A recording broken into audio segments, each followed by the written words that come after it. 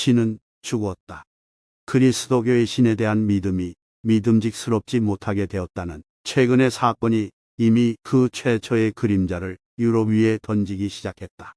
신이 존재한다는 것은 불가해하다. 그리고 또한 신이 존재하지 않는다는 것도 불가해하다.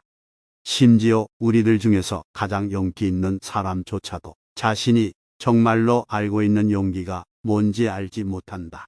아무것도 버릴 수 없는 자는 아무것도 느낄 수 없다.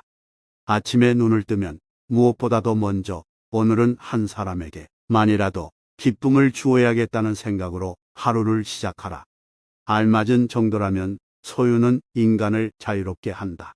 도를 넘어서면 소유가 주인이 되고 소유하는 자가 노예가 된다. 어느 정도 깊이 괴로워하느냐 하는 것이 거의 인간의 위치를 결정한다. 언젠가 날기를 배우려는 사람은 우선 서고 걷고 달리고 오르고 춤추는 것을 배워야 한다. 사람은 곧 바로 날 수는 없다. 얼마만큼 깊이 고뇌할 수 있는가가 인간의 위치를 결정짓는다. 여러 가지의 탄식, 어떤 남편들은 자기의 아내가 유혹당한 것을 한탄하는 반면에 대다수의 남편들은 아무도 자기의 아내를 유혹하려고 하지 않는 것을 한탄하는 것이다.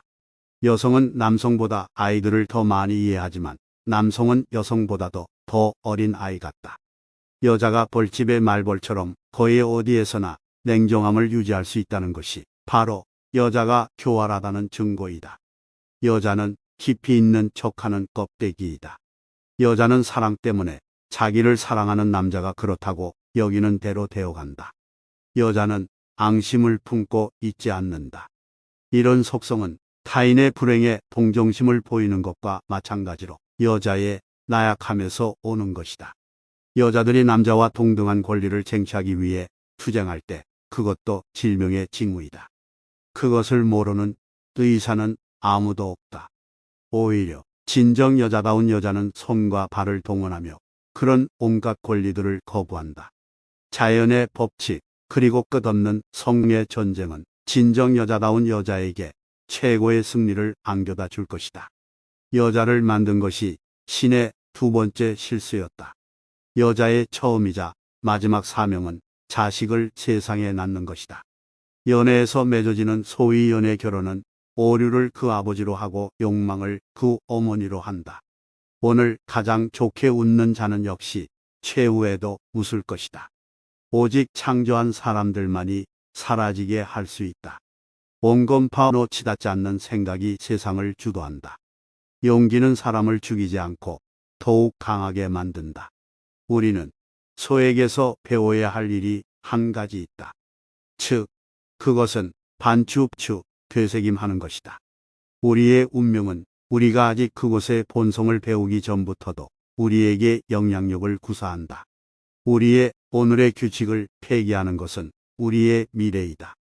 우리의 육체에서 가장 천한 부분은 성기이다.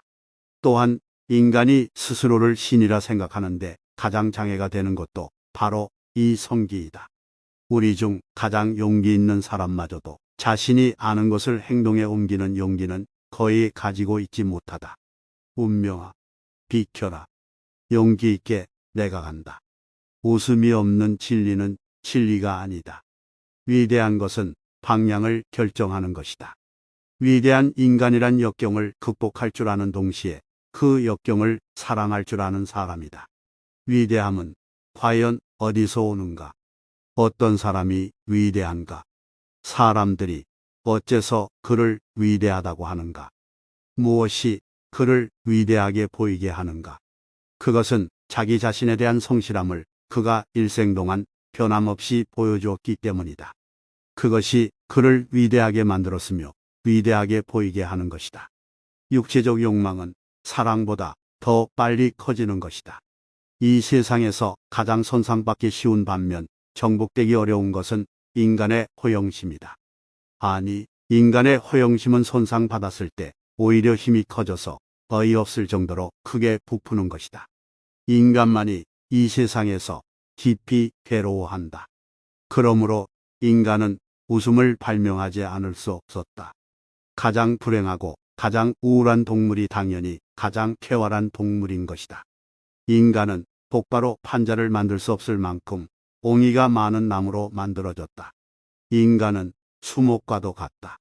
나무는 높게 밝은 곳으로 올라가면 올라갈수록 그 뿌리는 점점 강하게 땅속 아래로 어두운 쪽으로 나쁜 쪽으로 향한다. 인간은 오직 사랑 속에서만 사랑의 환상의 그늘에 숨어서만 창조된다. 인간이 신의 실패작에 불과하냐? 아니면 신이 인간의 실패작에 불과하냐? 인생에 있어서 모든 고난이 자취를 감추었던 때를 상상해보라. 참으로 을씨년스럽기 짝이 없지 않은가? 인생의 군인 학교에서 나를 죽이지 않을 정도의 것이라면 나를 한층 강하게 한다. 인생의 목적은 끊임없는 전진이다. 밑에는 언덕이 있고 냇물도 있고 진흙도 있다. 걷기 평탄한 길만 있는 게 아니다.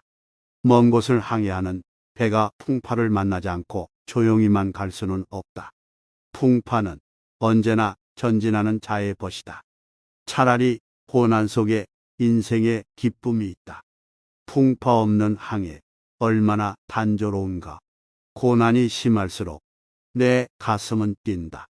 자기 책임을 방기하려 하지 않으며 또한 그것을 타인에게 전가시키려 하지도 않는 것은 고귀한 일이다. 자랑스럽게 사는 것이 그 이상 가능하지 않을 때 사람은 자랑스럽게 죽어야 한다. 자유란 자기 책임에 대한 의지를 갖는 것이다. 재능이 한 가지 많은 것이 재능이 한 가지 적은 것보다 오히려 더 위험하다. 절망에 빠져 있는 사람을 보게 되면 어느 누구라도 용기가 치솟게 된다. 지배하고 억압하며 성질도 고약하다는 점에서 여자와 병만한 것도 없다.